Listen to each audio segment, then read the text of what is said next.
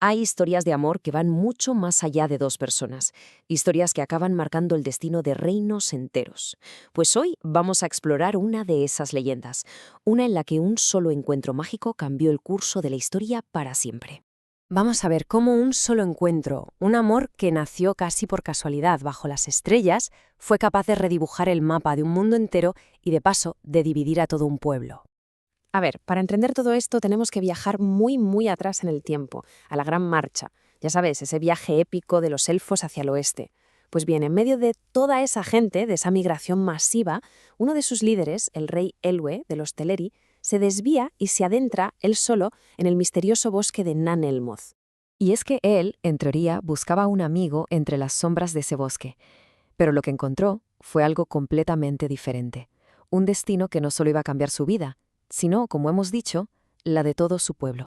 Claro, porque lo que le esperaba en el corazón de ese bosque no era su amigo, era algo, bueno, algo mucho más antiguo y mucho más poderoso. Imaginaos la escena. Elwë, en el silencio del bosque, y de repente escucha un canto, el de los ruiseñores, y esa melodía lo va atrayendo, guiándolo cada vez más profundo. Pero enseguida se da cuenta de que no es solo el canto de unos pájaros, era una voz que parecía tejer la propia magia del lugar. Pues bien, la dueña de esa voz era Melian. Y Melian, ojo, no era una elfa cualquiera. De hecho, es que no era una elfa. ¿Y qué era, entonces? Pues nada más y nada menos que una maya, uno de esos seres divinos, casi angelicales, de las tierras imperecederas que ayudaron a dar forma al mundo.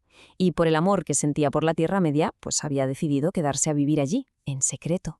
Y ahí se produce el encuentro. Elwë y Melian, en un claro del bosque. Y en el momento en que sus manos se tocan, todo se para. El tiempo, para ellos, se detiene. Fijaos qué imagen. Ellos dos, inmóviles, mirándose bajo las estrellas. Mientras fuera de ese hechizo, en el resto del mundo, los siglos van pasando uno tras otro. Claro, ellos estaban perdidos en ese momento mágico, pero como decía, el mundo no espera, y la ausencia de un rey pues tiene consecuencias, y en este caso fueron devastadoras para su pueblo. Y es que ese momento tan personal, ese amor suspendido en el tiempo, acabó provocando, indirectamente, la primera gran fractura del pueblo de los elfos. Sin su líder, los Teleri se encontraron perdidos y al final se dividieron. Aquí vemos la división. Por un lado, una parte del pueblo, liderada por el hermano de Elwë, por Olwë, decidió que no podían esperar más y continuaron la marcha hacia el oeste. Pero otro grupo, muy leal, se negó en rotundo a abandonar a su rey desaparecido. Y ellos son los que se quedaron atrás, convirtiéndose con el tiempo en un pueblo distinto, los famosos Sindar, los elfos grises. Tuvieron que pasar siglos, para que ese hechizo por fin se rompiera. Y cuando Elwë y Melian despertaron, por así decirlo, se encontraron con un mundo que apenas reconocían. Y el propio Elwë, bueno, ya no era el mismo. El tiempo y la magia de Melian lo habían transformado por completo.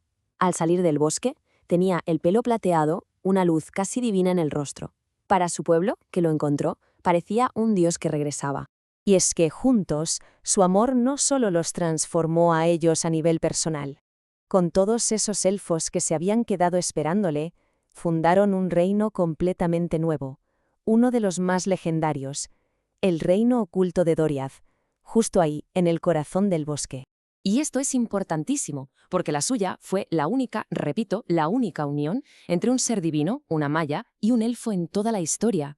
Esta mezcla de sangres fue algo único que introdujo una chispa divina en el linaje no solo de los elfos, sino también, con el tiempo, en el de los hombres. Las consecuencias de esto, bueno, resonarían durante milenios. Ahora bien, la pregunta es, ¿cómo pudo sobrevivir este nuevo reino en un mundo que, poco a poco, se iba volviendo más y más oscuro? Pues la clave, una vez más, está en el legado de su unión. Para proteger su hogar, Melian usó su poder de Maya y tejió un encantamiento increíble alrededor de todas las fronteras de Doriath, una especie de barrera mágica de sombra y confusión conocida como la cintura de Melian. Esto, en la práctica, convirtió el reino en una isla de paz, un lugar casi onírico al que ninguna fuerza del mal podía entrar. Así que, para resumir, su legado fue tremendo. Crearon el poderoso reino de Doriath, que fue un faro de luz en medio de la oscuridad. Lo protegieron con la cintura de Melian, esa barrera mágica. Protagonizaron la única unión entre lo divino y lo élfico. Y, por supuesto, crearon un nuevo linaje que iba a influir en el destino de la Tierra Media durante eras. Pero siempre hay un pero. Ni siquiera un poder tan inmenso como el de Melian podía mantener a Doriath aislado para siempre, porque fuera de sus fronteras la oscuridad crecía, y con ella la codicia por unos objetos legendarios. Y esto nos deja con la pregunta final, la pregunta fatídica. Su amor había sido lo bastante fuerte como para crear un reino y detener el tiempo. Pero, ¿sería suficiente para protegerlo de la codicia más terrible que el mundo iba a conocer? Porque el destino de Doriath estaba a punto de cruzarse con el de los Silmarils. Y ahí, bueno, ahí se preparaba el escenario para una de las mayores tragedias